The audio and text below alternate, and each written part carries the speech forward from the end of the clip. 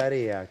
Bueno, vamos Camila. a el conflicto nación-provincia. Pues, nación-provincia de Buenos Aires. Porque como vimos, Milei lo puso a Kicillof como uno de los contradestinatarios principales, no solo en el discurso del 1 de marzo, sino el otro día tuiteando y diciendo que podría intervenir la provincia de Buenos Aires. Entonces, veamos un poco la historia de este conflicto, una larga historia que, como vamos a ver, tiene naturalezas distintas. Es decir, el conflicto entre la nación y las provincias no fue siempre igual. Y acá voy a retomar algunos argumentos del señor Carlos Pañi en El Nudo y de Roy Ora sobre este tema.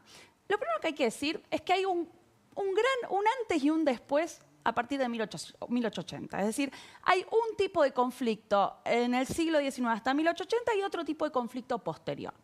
Antes de 1880, Buenos Aires era la provincia más rica y poderosa de todo el territorio. Bien, ya desde 1820. ¿Por qué? Porque Buenos Aires monopolizaba los recursos de la aduana, no los repartía con las provincias. Entonces eso le hacía la provincia más rica y también más poderosa políticamente.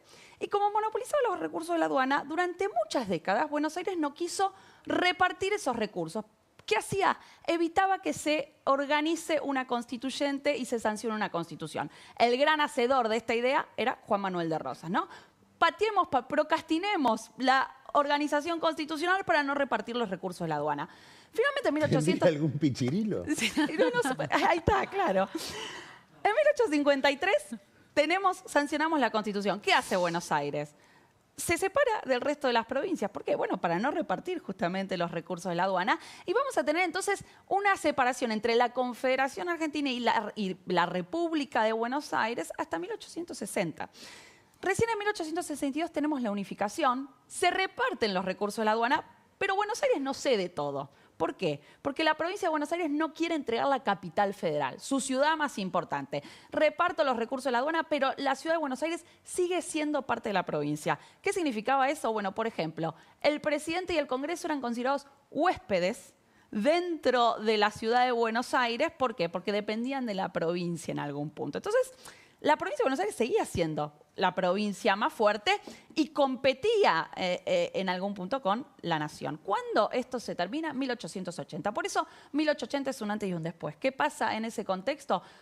Roca, mediante las armas, después de ganar una serie de batallas, federaliza y convierte en capital la ciudad de Buenos Aires. Y esto es un antes y un después. ¿Por qué? Bueno, porque la provincia de Buenos Aires queda, Roy Ora dice, queda sin cabeza, es un gigante sin cabeza. Roca descabeza la provincia de Buenos Aires.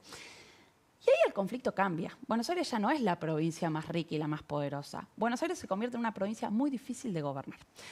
En primer lugar, ¿por qué? Bueno, porque no va a tener un centro político. Se va a intentar crear un centro político cuando se crea La Plata, pero La Plata fracasa como centro político. Buenos Aires siempre va a estar de alguna manera mirando a la capital federal, mirando a la nación. Y además se empieza a dar un cambio demográfico que va a complicar un poco más la cosa. ¿Qué es ese cambio demográfico? Bueno, tenemos un proceso a partir de 1930 de industrialización, migraciones internas que van a venir de distintas provincias y que empiezan a instalarse en el conurbano bonaerense, en lo que va a empezar a llamarse el conurbano bonaerense, que empieza a crecer demográficamente. Muchos de esos habitantes del conurbano van a vivir de la industria, esa industria que está creciendo. La industria va a ser el horizonte de futuro para esos habitantes. Pero esto no aumenta el poder de los gobernadores de Buenos Aires. Al contrario, dificulta más. Roy Ora dice, los gobernadores estaban aprisionados entre el poder federal y el poder de los caudillos locales. Y no lograban formar liderazgos propios. Y los que intentaron tener un liderazgo propio, más autónomo, fracasaron. Por ejemplo, Mercante y Perón. Va a haber un conflicto muy fuerte entre Perón y Mercante. Mercante era el gobernador de la provincia de Buenos Aires durante el peronismo, parte del partido peronista. Bueno, cuando Mercante empieza a tomar liderazgo propio, Perón termina reemplazándolo. Bueno, ¿cuándo empieza esto a cambiar? 1970. En 1970 se vuelve todo más complicado. ¿Por qué?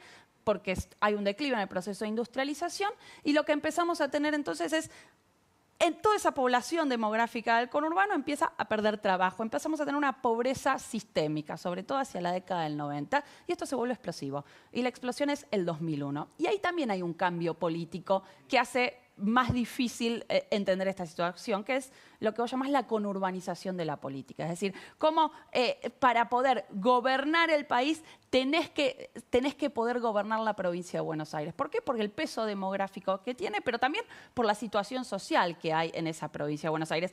Eso hace muy difícil el lugar de un gobernador de la provincia de Buenos Aires, especialmente si tenés al gobierno nacional en contra.